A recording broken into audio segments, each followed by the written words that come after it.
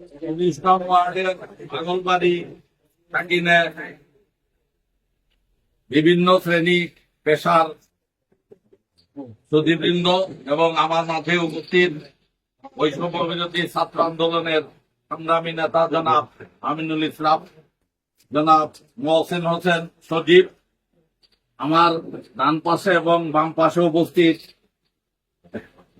পরপর দুইবারের কমিশনার জনাব তানভীর আহমেদ ভাই, আমার বাম পাশে উপস্থিত অত্যন্ত প্রিয় আমি যখন গাজীপুর যোগদান করেছি আমার কোনো একটা মাধ্যমে পরিচয় হয়েছে এস কমিশনার জনাব শাহিন আলম ভাই, এবং আমার মাঝে উপস্থিত অত্র এলাকার বিভিন্ন শ্রেণী পেশার সম্মানিত সুধীবৃন্দ, আসসালামু আলাইকুম।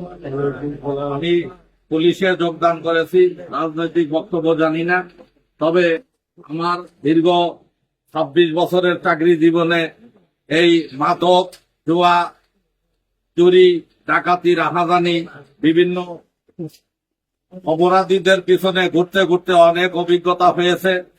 আমি আজকে অনেকেরই বক্তব্য শুনেছি। আমি এই বক্তব্য শুনে অত্যন্ত ব্যথা লাগে, দুঃখ লাগে, কষ্ট লাগে যে বারবার শুধু শুনতে হয় মাদক মাদক মাদক। অত্যন্ত কষ্ট লাগে, চোখ দিয়ে পানি আসে। আমরা এখনো স্বাধীনতার দীর্ঘ এতদিন পরও ভালো হতে পারলাম না। আজকে কেন মাদক মাদক মাদক?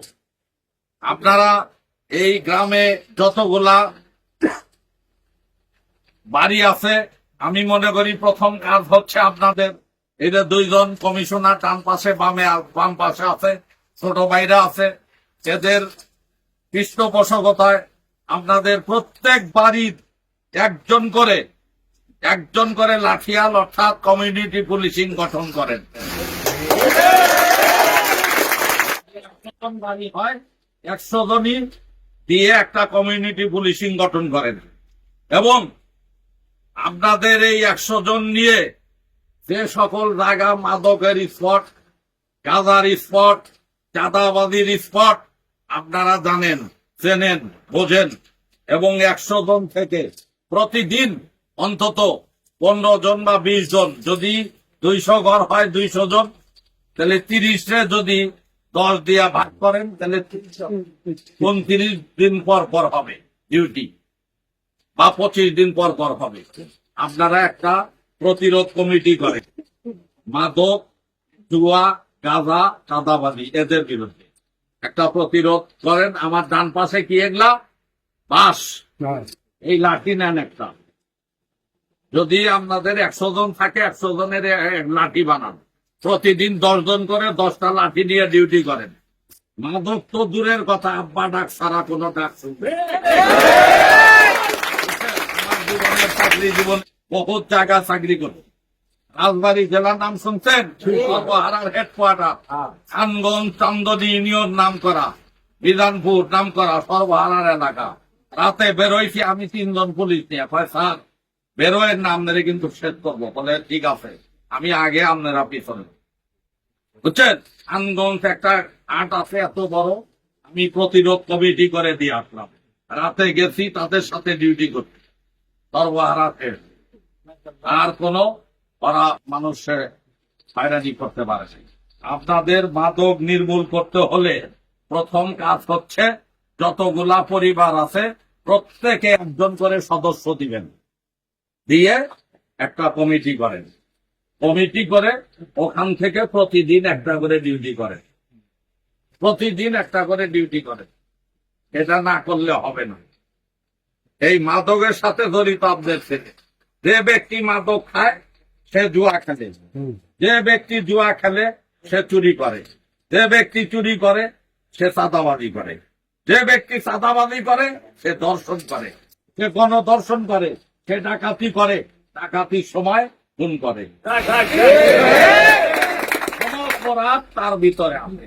এই 26 বছর চাকরিতে কত মানুষের চোখের পানি আমার সামনে ভাসে, আর আমার ছেলেটারে ভালো করে দেন, এত সুন্দর চেহারা আল্লাহ দিতে, কিন্তু মাদক খাইতে খাইতে শেষ। বাপে কান্না করে, ভাই কান্না করে, বোন কান্না করে, স্যার আমি শেষ। যদি কোনো সংসারে একটা পরিবারের সদস্য রোড অ্যাক্সিডেন্টে, সড়ক দুর্ঘটনায় মারা যায়, ওই সংসার শেষ।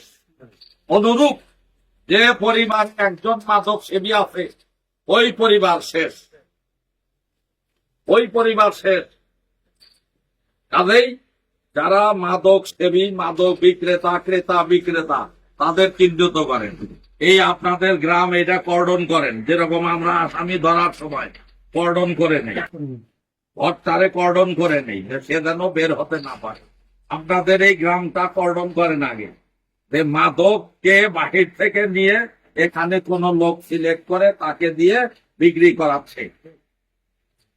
কোমলমতি মানুষকে, অর্থাৎ মাদক বিক্রি করে কিভাবে? মনে করেন আপনারা 5 জন, এর মধ্যে একজন বিক্রি করে, 4 জন করে না। ওর ওস্তাদ শিখে দিছে যে বাকি 4 জনরে তুমি মাগনা খাওয়াবা, মাগনা।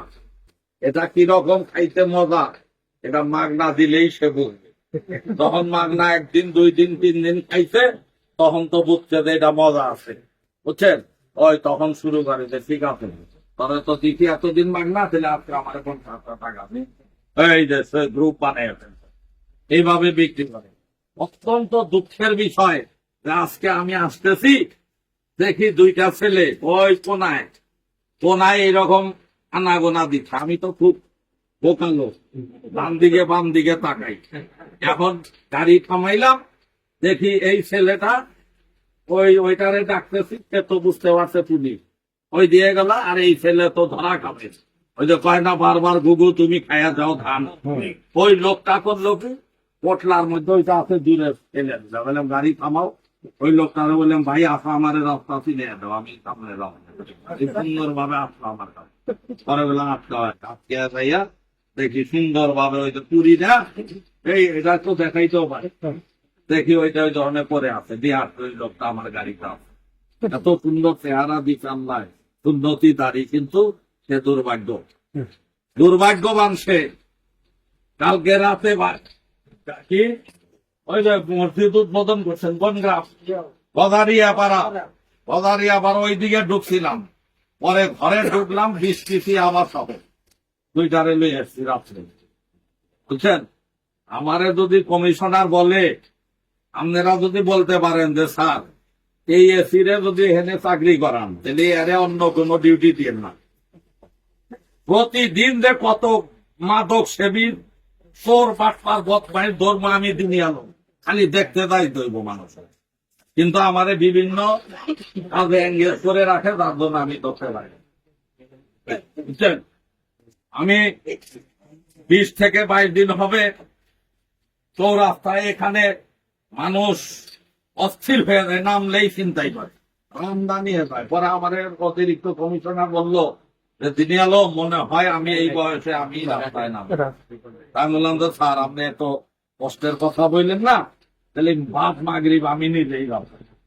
আমি তো আবার অফিস টাইমের পরে পায়জামা পাঞ্জাবি পড়তে ভালোবাসি, বুঝবেনই না সে পুলিশ।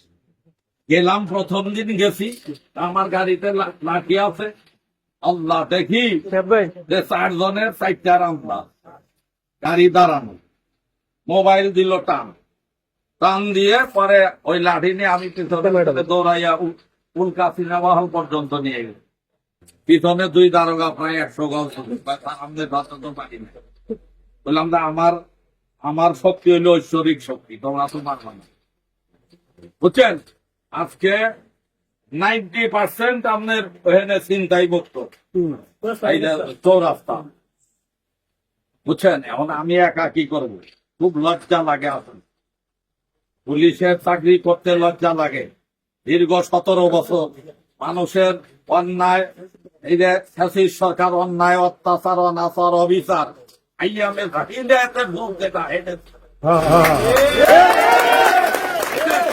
মসজিদে নামাজ পড়ায় নাই, মসজিদের ইমামরে হত্যা করা হয়েছে, বুঝছেন? একজন ইমামদার লোক তার বক্তব্য দিতে পারে নাই, ইসলামী বক্তব্য প্রচার করতে পারে নাই, তার চাবুর মারা হয়েছে। মানুষ কোথায় ছিল? এখন ব্যক্তি স্বাধীনতা আসছে, 5ই আগস্টের ছাত্র জনতা, তারা এই যে রক্ত দিছে, তারা আহত হয়েছে, নিহত হয়েছে, জীবনের বিনিময়ে তারা এই যে পরবর্তী 5ই আগস্ট এই দেশটাকে দ্বিতীয়বার স্বাধীন করেছে। এটাকে আপনারা ধরে রাখেন, সমস্ত কিছু ভেদাভেদ ভুলে যান, আপনারা একত্রিত হন। পাগল বাড়ি আজকে যে অবস্থা, আমার মনে হয় কোনো মা বোনেরা রাস্তা দিয়ে চলতে পারবে না। না না ঠিক ঠিক একটা বাচ্চা স্কুলে যেতে পারে না, ইফতিদিন শুরু হয়ে যায়, সে ওই ইফতিদিনের যন্ত্রণা ভোগ করবে না পড়াশোনা করবে। আপনারা এখনো প্রতিরোধ গড়ে তোলেন, প্রত্যেকটা ঘরে ঘরে দুর্গ গড়ে তোলেন। এই যে মাদকের বিরুদ্ধে, মাদক যে খায় তার খুব অভাব, তখন জানালার গ্রিল কাটে, তখন সে জীবনের ঝুঁকি নিয়ে ভিতরে যায়। বুঝছেন, এত বড় রামদানিয়া চিন্তাই করে দিনে দুপুরে, লজ্জা লাগে, খুব লজ্জা লাগে। বুঝছেন, আপনারা কি করবেন? এর জন্য করতে হবে প্রতিরোধ কমিটি করতে হবে। এই পাগল বাড়িতে যত ঘর আছে, আপনাদের কাছে বিনীত অনুরোধ জানাই আমি, আপনারা সমস্ত ভেদাভেদ ভুলে, আপনারা 100-200 ঘর থাকলে প্রত্যেক ঘরে একজন করে সদস্য নিয়ে প্রতিরোধ কমিটি করেন। জুয়ার প্রতিরোধ, মাদকের প্রতিরোধ, এবং আপনাদের এই এলাকায় বন জঙ্গল আছে না, আপনি এখন খোঁজ নেন, আমি শিওর ভিতরে বহু মানুষ জুয়া খেলতেছে, বহু মানুষ জুয়া খেলতেছে। আমি দিনে আলম, আমার ড্রাইভার বডিগার্ড থাকে, আমি নিজে দৌড়াইছি দিনে, দৌড়ায়। বুঝছেন, আমি নিজে দেখছি, আমি একা কয়টা করবো, আমাদের পুলিশের স্বল্পতা। তাহলে আপনারা এখনো সোচ্চার হন, নইলে মান সম্মান তো আপনার যাবই, মা বোনেরও সোচ্চার হন। বুঝছেন, আপনার যে ছেলে মাদক খায়, এই ছেলে কি করে আপনি আগে ফাইন্ড আউট করেন, যে সকালে সে কয়টায় ঘুম থেকে ওঠে, ঘুম থেকে উঠে তার কি অ্যাক্টিভিটি শুরু হয়, স্কুলে যায় না মাদক ব্যবসা বা ক্রয় করতে যায়। আপনার ছেলে মেয়ে সন্ধ্যা হলে কোথায় থাকে, রাত 10টা বাজলে কোথায় থাকে, আপনার ঘরে আসছে কিনা, বহুত কষ্ট। আপনি এত বছর চাকরি করে আমি গাড়ি কিনতে পারি নাই, আর যারা মাদক খায় না, দেখবেন রাস্তা দিয়ে এত সুন্দর হোন্ডা চালাবে, সেই রকম। বুঝছেন, একবারে কোন হোন্ডা চালাবে মনে হয় আর বাবা এলো 14 গোষ্ঠী আগে ছিল জমিদার, অথচ 3 বেলা খাইতে পায় না, 3 বেলা ঠিক মতো যে খাবে, খাবার পায় না। তারা মাদকের সাথে জড়িত, জুয়ার সাথে জড়িত, দেখেন 3 বেলা খাইতে পায় না। বুঝছেন, তাহলে এদের কি করতে হবে? ভয়ের কিছু নাই, অন্তত আমি তো 2 জন নিয়ে আসতে পারবো। বুঝছেন, জি জি, আপনারা এখনো সোচ্চার হন। সমাজের যে অবক্ষয়, এ সমাজে অন্যায়, পূর্বের অন্যায় গুলা এখনো বিরাজমান, আমাদের প্রতিরোধ করতে হবে। আমরা মুসলমান, বুঝছেন, শক্তি আছে, সাহস আছে। আমি যদি অন্যায়ের প্রতিবাদ করতে গিয়ে আমার ক্ষতি হয়, হোক, সমাজে একটা স্মৃতি থাকবে আমাদের, না এই অন্যায়ের প্রতিবাদ করতে গিয়ে তার একটা ক্ষতি। নইলে আজকে যেভাবে মাদক ছড়িয়ে গেছে, আমার মনে হয় ঠিকই বলছে যে প্রতি ঘরে ঘরেই হয়তো পাওয়া যাবে, প্রতি ঘরে ঘরেই পাওয়া যাবে। কত বড় সাহস, গাড়ি আসতেছে আর 2 জনে মাদক লেনদেন করতেছে, দেখছেন কত সুন্দর লেনদেন করতেছে। খুব লজ্জা লাগে আমার, তাহলে কি করবেন? আমি পুলিশ হিসাবে লজ্জা বোধ করি, আমি আপনাদের জন্য কিছুই করতে পারি না, কিছুই করতে পারি না। তাহলে আপনারা কি করবেন? প্রতিরোধ কমিটি ঘরেন, এই যে ভাইরা আছে ওনাদের নিয়ে, সমাজে যারা গণ্যমান্য ব্যক্তি আছেন আবার বসেন, আপনারা বসেন। এই যে কোরবানির ঈদ গেল না, এখানে আমাদের কমিটি আছে না, 100-200 ঘর, এই যে গর্ত নিয়ে আমরা টাকা দিয়ে এই কমিটি দিয়ে পুনরায় কমিটি গঠন করেন। প্রত্যেকটা মসজিদে প্রতি শুক্রবার এই মাদক সেবী ক্রেতা বিক্রেতাদের কিভাবে প্রতিরোধ করা যাবে, ধরা যাবে, এদের নিয়ে প্রতিদিনই করেন। সবাই মসজিদমুখী হন, মসজিদমুখী হন। আর যারা মাদক খায় এদের সাথে খুব ভালো আচরণ করতে হবে, খুবই ভালো আচরণ করতে হবে। যারা মাদক খায় না, দেখবেন আর খুব মাথার চতুর্দিকে বুদ্ধি, মানে একটু কাজ করলেই বুদ্ধিটা হয়ে যায়, মনে করেন ভ্রষ্ট হওয়ার সম্ভাবনা থাকে। তাদের ওর সাথে খুব সুন্দর আচরণ করতে হবে, সুন্দর আচরণ করে দেখেন তারে ধর্মীয় অনুশাসন দিয়ে তাকে ভালো করা যায় কিনা, ধর্মীয় অনুশাসন দিয়ে তারে ভালো করার চেষ্টা করতে হবে।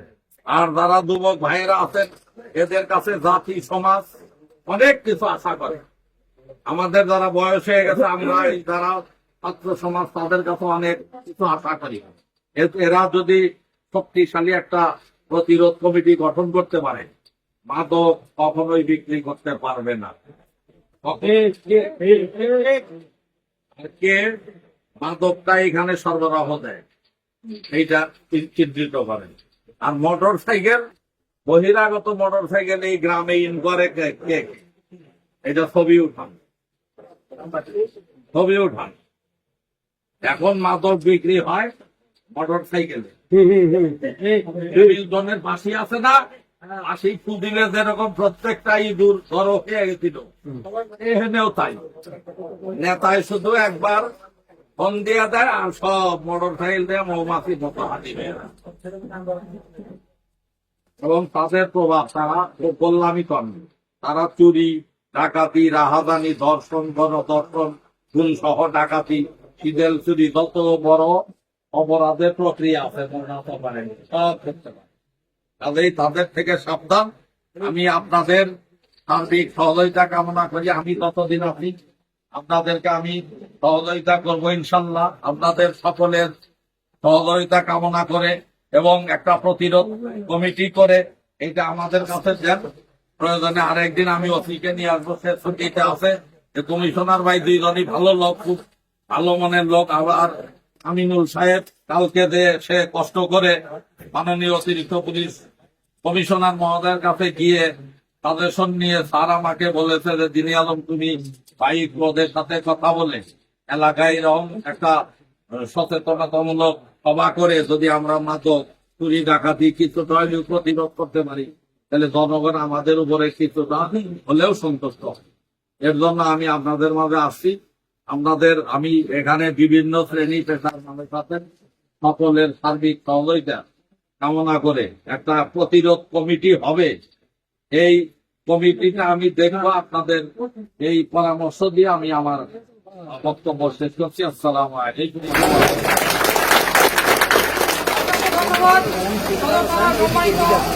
ধন্যবাদ।